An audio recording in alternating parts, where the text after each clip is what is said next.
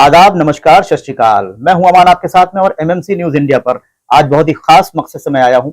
आज बहुत सारी बातें जो मेरे जहन में घूम रही हैं, उनका खुलासा जो है कैसे हो सकता है, उन पर रोशनी कैसे डाली जा सकती है, इसके लिए मेरे बहुत ही खास मेहमान मेरे साथ में हैं, डॉक्टर मुमताज आलम रिजवी साहब। खैर मकदम आपका एमएमसी न्यूज इंडिया पर मुमताज आलम रिजवी साहब। मैं कई सवालों को लेकर के बहुत परेशान चल रहा हूँ, कई दिनों से मेरे जहन में घूम रहा है कि इन सवालों का हल कहाँ मिल सकता है। जैसे बनारस से बात शुरू हुई, मथुरा पहुंच गए, संभल आ गए, फिर मध्य प्रदेश में पहुंच गए एक जगह पे, आज हम लोग अजमेर भी पहुंच गए। तो ये कब तक ये सिलसिला चलता रहेगा? कितनी और जाने जाएंगी, कितनी इस तरह की पिटीशन डाली जाएंगी? हाई कोर्ट, सुप्रीम कोर्ट और निचली अदालतें इस पर कब बहुत ज्यादा गौर और फिक्र करेंगे? इससे देश का बहुत नुकसान हो रहा है। देखिए, बनारस से नहीं, बात जो है शुरू हुई थी बाबरी मस्जिद। और बाबरी मस्जिद का मामला बहुत दिनों तक चला, बड़ी उस पर सियासत। और ऐसा लग रहा था एक वक्त आया कि जब बाबरी मस्जिद पर फैसला आ जाएगा तो बाकी चीजें खत्म। हालांकि मुझे एज ए जर्नलिस्ट में बताऊं, कभी लगा नहीं, क्योंकि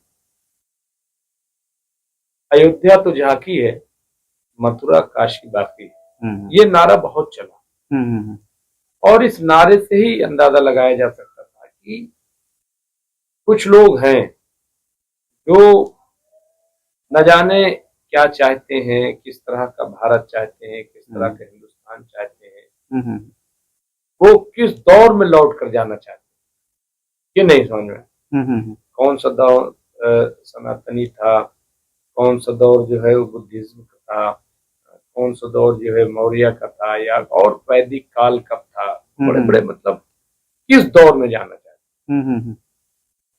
क्या वो ऋषि मुनियों के दौर में जाना चाहते हैं, या 5000 6000 साल पहले जो अयोध्या थी उस दौर, मतलब कुछ तो बड़ा अजीब और गरीब जो है मुझे लगता है। और आप देखिए, इसीलिए ये देश 15 अगस्त 1947 को आजाद हुआ और उसी को बुनियाद बना करके प्लेसेस ऑफ वर्शिप एक्ट 1991 बनाया।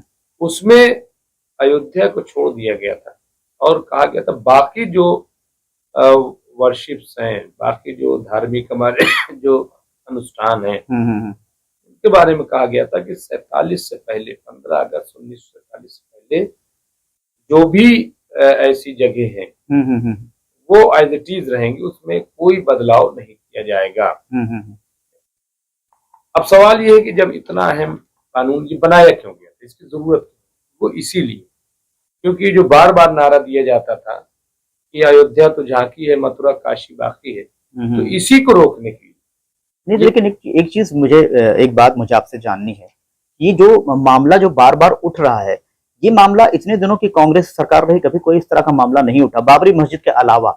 अब जैसे बनारस की बात अगर की जाए या मथुरा की जिक्र लोग करते हैं, संभल अभी अभी अभी जस्ट हुआ है, बहुत सारी जाने वहां चली गई। तो आपको नहीं लगता कि ये भारतीय जनता पार्टी जो है इस बात को लेकर इसको एनकैश करना चाहती है? यही चीजें हैं, यही बातें हैं जो उनको फायदा पहुंचा रही है वोट बैंक को लेकर के। जैसे भी महाराष्ट्र में जिस तरह के रिजल्ट आए हैं, तो आपको नहीं लगता कि ये वोट बैंक के लिए सब सारे काम किए जा रहे हैं? देखिए, वोट बैंक तो पहले दिन से है, ऐसा नहीं है आज वोट बैंक की सियासत हो रही।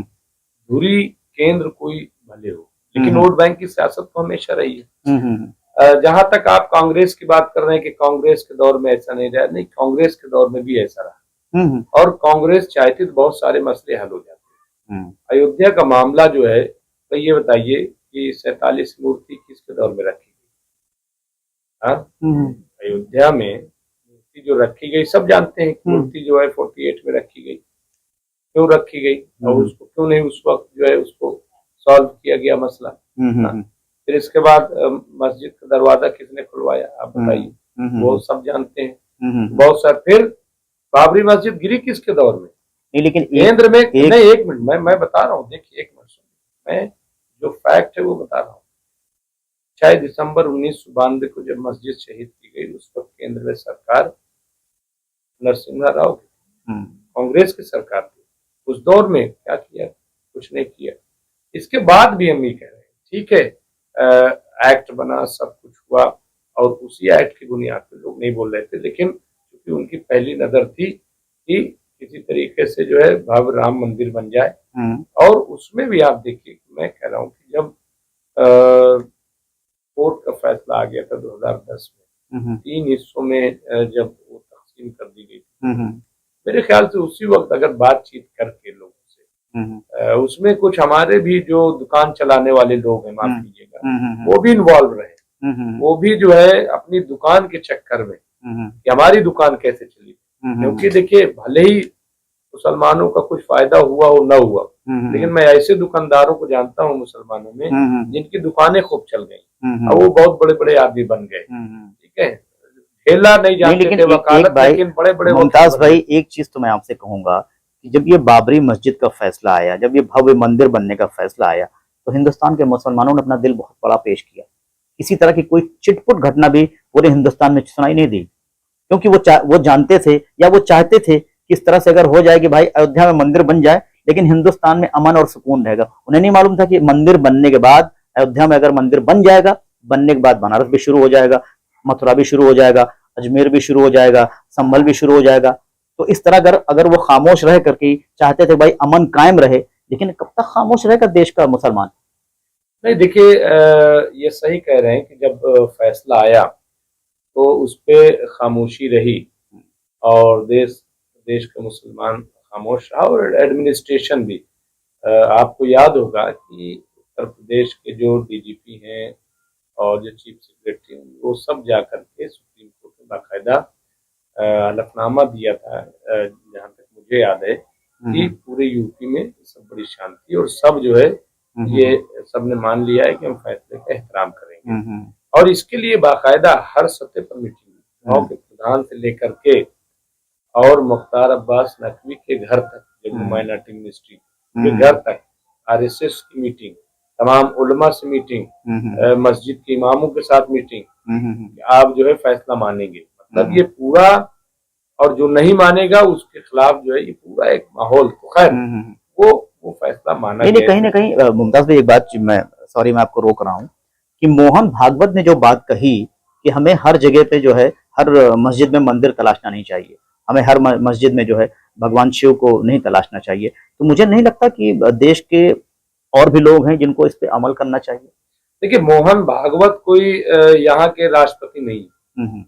मोहन भागवत एक ऐसी ऑर्गेनाइजेशन के सरबराह हैं जिसका रजिस्ट्रेशन तक। तो आपको लगता है कि अगर राष्ट्रपति ये बात अगर ऐसे बोलेंगे तो देश के लोग इसको समझेंगे? अरे वो कानून होगा। राष्ट्रपति बोलता है जो वो राष्ट्रपति, आप क्या समझ रहे? राष्ट्रपति बोल दे, प्रधानमंत्री बोल दे, भाई मुख्यमंत्री जो बोल रहे हैं यूपी के, उसकी ज्यादा वैल्यू है। एक मुख्यमंत्री चुना हुआ वो बोल रहा है कि साहब अभी मथुरा है, अभी काशी है, वो ज्यादा इम्पोर्टेंट है। मोहन भागवत इम्पोर्टेंट, लेकिन योगी आदित्यनाथ जी भी तो अक्सर ये बातें कह देते हैं ना, ये तो अभी वही तो मैं कह रहा हूँ। तो आपको नहीं लगता कि एक चीफ मिनिस्टर को इस तरह की बातें? मैं वही कह रहा हूँ कि संवैधानिक पद पर कौन बैठा है ये देखिए।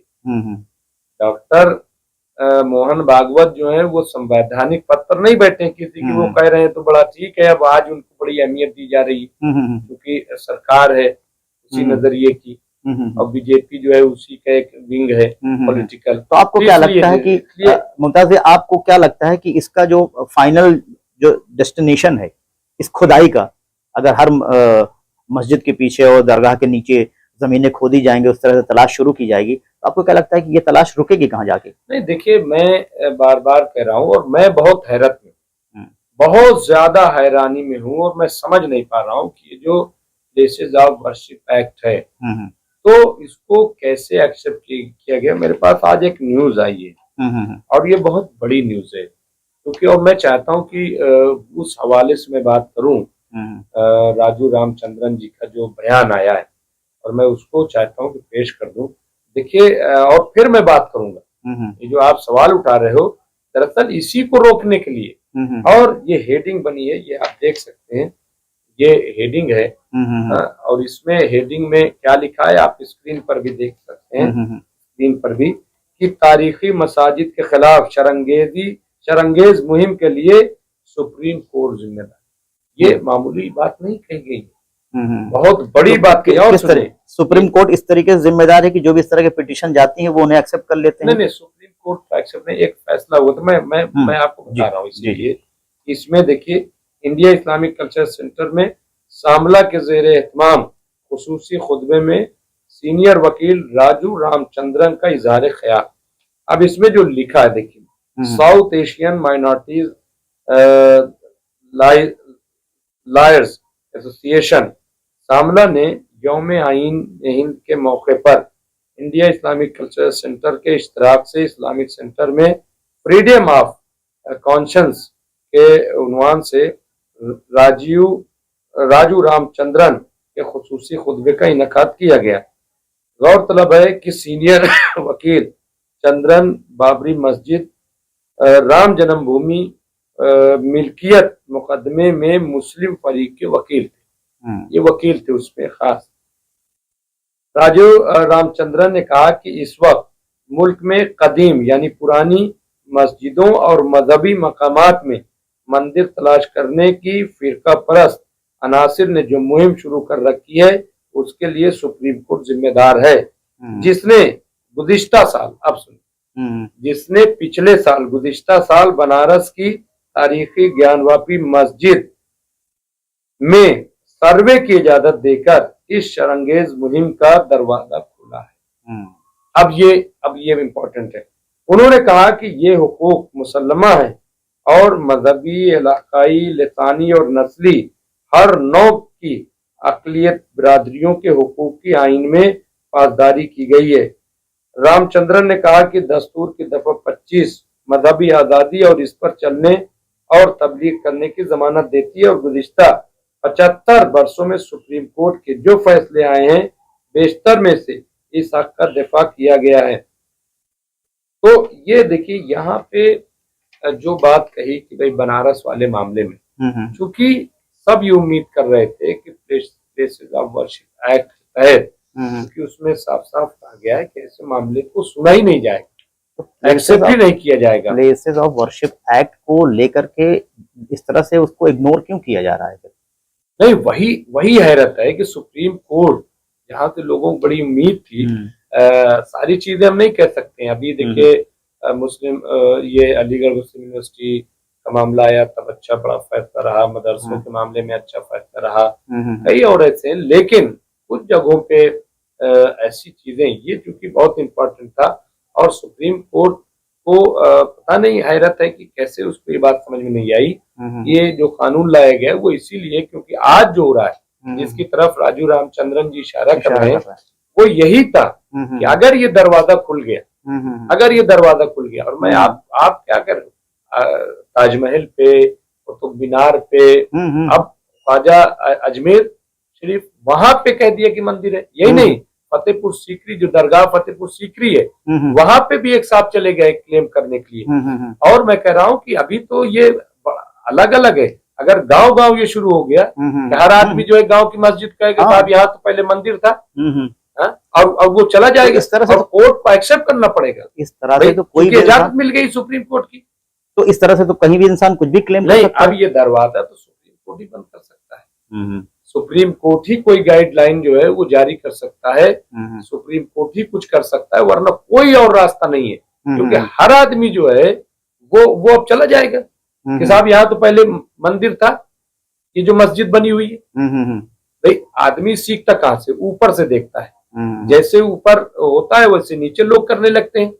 बेशक, नीचे वाला जो है नीचे वाले से ऊपर वाला नहीं सीखता है, ऊपर वाले से नीचे वाला सीखता है। तो आपको कुल मिला के आप ये कह रहे हैं कि इसका रास्ता तभी क्लियर हो पाएगा जब सुप्रीम कोर्ट इस तरह की चीजों को, या निचली अदालतें इस तरह की चीजों को एक्सेप्ट नहीं करेंगी। नहीं, निचली अदालत, देखिए निचली अदालत नहीं होती है। निचली अदालत कैसे गाइड होती है, क्या होता है, मैं ऑनरेबल अदालत पे बहुत ज्यादा वैसी बात नहीं करूँ। लेकिन फिर मैं कह रहा हूँ कि सोमोटो लेकर के सुप्रीम कोर्ट को, और उसने जो बनारस के मामले में वर्डिक्ट दिया है, मैं समझता हूँ कि उसको फिर से गौर करे और हाई लेवल की, जैसे 5 रुकनी, 7 रुकनी, 11 रुकनी, इस तरह की बेंचेस होती हैं, हाई लेवल की बेंच बना करके एक बार फिर इस पर रिव्यू करें अपने फैसले पर, और सुप्रीम कोर्ट के अलावा मान साहब कोई ताकत नहीं है जो इस पूरी जो शरंगेरी शुरू हुई जिसकी तरफ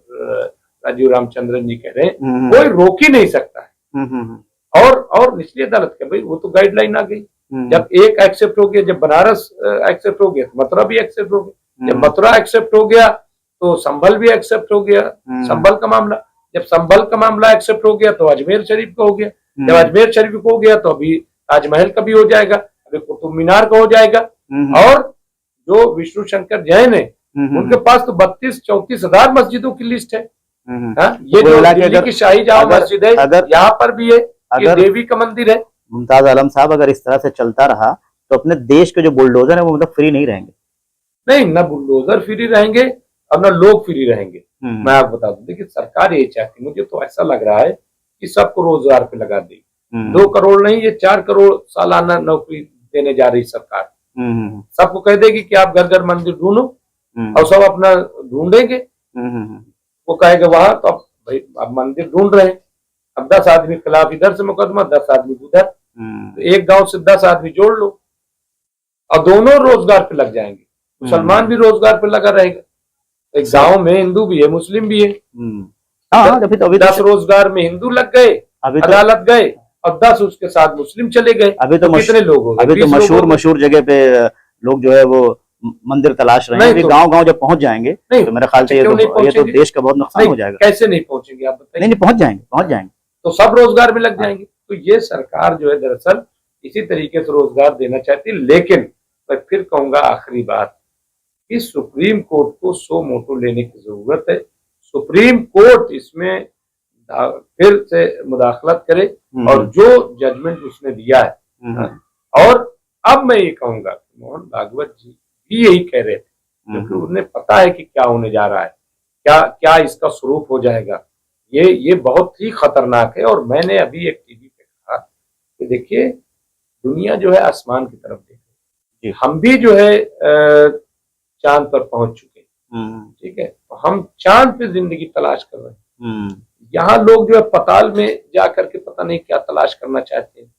तो ये जो रविश है ना कि खोदना, आप खोदते चले जाओ, ये ठीक नहीं है। और मेरे ख्याल से ये बहुत पहले कहा जा चुका है कि गड़े मुर्दे उखाड़ने से कुछ फायदा नहीं। तो जो गड़े हुए मुर्दे हैं अगर उनको दफन ही रखा जाए तो मेरे ख्याल से इससे देश का भी फायदा होगा, यहाँ के नौजवानों को फायदा होगा, यहाँ की इकोनॉमी को फायदा होगा। बहुत सारी ऐसी बातें हैं जिन्हें हमें अब नजरअंदाज करना चाहिए, जो 400, 500, 600, 1000 साल पुरानी बातें हैं। और इन सब सारी बातों से देश का बहुत नुकसान हो रहा है, नौजवान गुमराह हो रहा है, देश की इकोनॉमी खराब हो रही है, वक्त जाया हो रहा है और बहुत सारी जानें जा रही हैं जो वापस नहीं आने वाली। तो मुमताज आलम रिजवी साहब, बहुत बहुत आपका शुक्रिया कि आपने इस बात पे रोशनी डाली। मैं कई दिन से बहुत फिक्रमंद था कि ये देश में जो इस वक्त चल रहा है, कभी संभल है, कभी बनारस है, कभी मथुरा है, कभी अभी अजमेर पहुंच गए, तो मुझे लगता है कि इससे देश का भला नहीं होने वाला है। एमएमसी न्यूज इंडिया पर ये थे मुमताज आलम रिजवी साहब। और अब दीजिए मुझे इजाजत, किसी और मौजू पर बात करने के लिए मुमताज आलम रिजवी को या किसी और खास मेहमान के साथ मैं फिर से हाजिर होऊंगा। तब तक के लिए खुदा हाफिज।